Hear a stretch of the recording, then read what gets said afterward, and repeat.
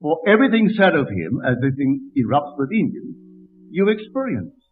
You don't hear it coming from without, you actually experience it. So you're talking then, from then on, from experience, not from theory. You don't speculate.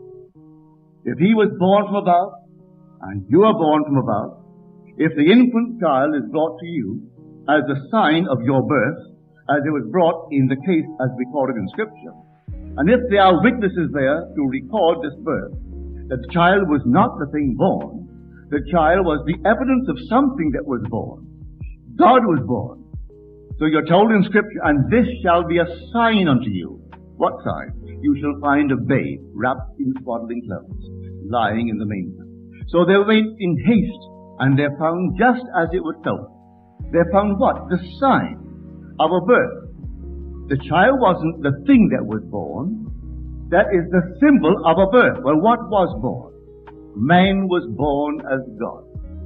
For you're told, and that thing, and the word is called thing, that thing which shall be born of you shall be called holy, the Son of God.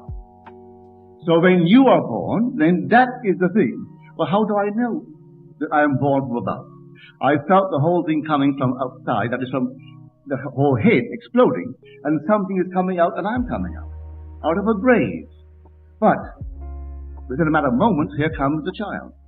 Here comes this infant wrapped in swaddling clothes, placed in your hands, with the same heavenly smile as told in Scripture.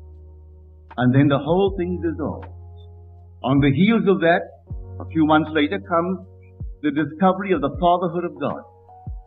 And this is the most fantastic thing, because when it happened to me, I could hardly believe this thing. Have I gone off my mind?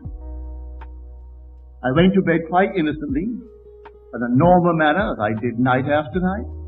And here this night, my head begins to explode, and you feel you're exploding. And you wonder, is this the last moment in time for me? Is this what the world calls a massive hemorrhage?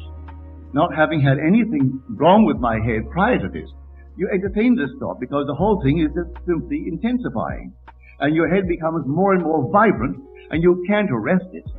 You can't stop it, and it increases in intensity. And when it reaches the apex of intensity, there's an explosion.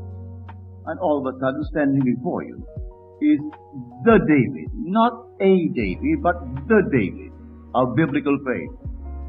And he looks at you, and you know he is your son. And he knows that you are his father. And here you are, admiring and drinking in the beauty, sheer beauty. You can't describe the beauty of David. People have tried to paint him. There is a sculptor called the David. It can't come near the David, that living reality that comes before you.